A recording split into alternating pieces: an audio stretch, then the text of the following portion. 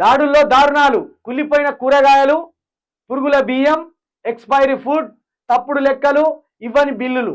రాష్ట్ర వ్యాప్తంగా ప్రభుత్వ హాస్టల్స్లో ఏసీబీ దాడులు, రికార్డులు, విద్యార్థుల సౌకర్యాలపై ఆరా. కేటీఆర్ కామెంట్స్తో కదిలిన యంత్రాంగం, బయటపడ్డ అవినీతి బాగోతాలు. ఈ కేసీఆర్ హయాంలో, బీఆర్ఎస్ ప్రభుత్వం హయాంలో హాస్టళ్ళు దారుణ వ్యవస్థకు పడిపోయినాయని, హాస్టల్లో విద్యార్థులు ఉండలేరు, పందికొక్కులు అక్కడ ఉంటున్నాయి, అసలు మనుషులు జీవించలేరు హాస్టల్లో అన్నట్టు ఇదే ఇప్పుడు అధికారంలోకి వచ్చిన నేతలు అప్పుడు ప్రగల్భాలు పలికిన్లు. అసలు చిన్నదాన్ని కూడా పెద్ద భూతద్దంలో పెట్టి చూపించేది. అప్పుడు నిజానికి కూడా అప్పుడు విద్యార్థులు చనిపోయిన్లు. చాలా దారుణమైన పరిస్థితులు కేసీఆర్ హయాంలో కూడా చోటు చేసుకున్నాయి. మరి అప్పుడు విద్యార్థులు చనిపోయిన్లు, అప్పుడు ఫుడ్ ఎక్స్పైర్ అయిన ఫుడ్ను పెట్టిండ్లు, అప్పుడు కూడా తప్పులు లెక్కలు రాసిండ్లు, అప్పుడు కూడా ముక్కిపోయిన బియ్యాన్ని పెట్టిండ్లు.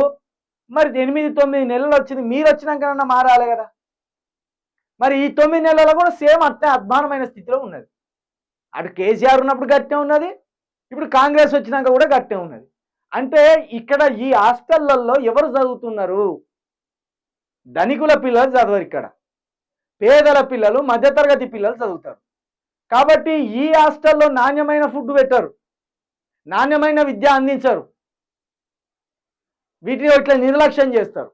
ఇక నిన్న కేటీఆర్ పోయింది కదా, కేటీఆర్ పోయి పరామర్శించి వచ్చింది కదా, ఇక తూతూ మంత్రంగా కేటీఆర్ అటు పోయి అక్కడ అధ్వానంగా ఉన్నది, అక్కడ సౌకర్యాలు లేవనగానే అట్లా కేటీఆర్ పోగా ఇట్లా ఆఫీసర్లను పంపిలో ఒక దాడి చేసిండ్రు. ఇక ఇప్పటి మందం ఇది చల్లబడుతుంది, దీన్ని మర్చిపోతారు. ఇక 5-6 రోజులైతే దీన్ని మర్చిపోతారు. మళ్ళీ యథావిధిగా గదే ముక్కిపోయిన బియ్యము, ఎక్స్పైర్ అయిన పప్పులు, తప్పుడు లెక్కలు, బిల్లులు, ఇవే కొనసాగుతుంది.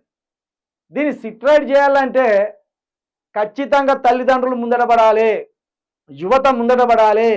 ఓ కేటీఆర్నో, కేసీఆర్నో, రేవంత్ రెడ్డినో ఈ దొంగలను నమ్మితే నడవది. వాళ్ళ రాజకీయాల కోసం ఏమైనా చేస్తారు. 10 సంవత్సరాల్లో కేసీఆర్ ఎందుకు గురుకుల విద్యాలయాలను ఓ మంచిగా తీర్చిదిద్దలేదు? ఇక సన్నబియ్యం అంటారు, దొడ్డు బియ్యాన్నే పాలిష్ చేసి సన్నబియ్యం అని చెప్తాను వాళ్ళు. ఈ వ్యవస్థ మారాలంటే యువకులే రాజకీయాలలో రావాలి.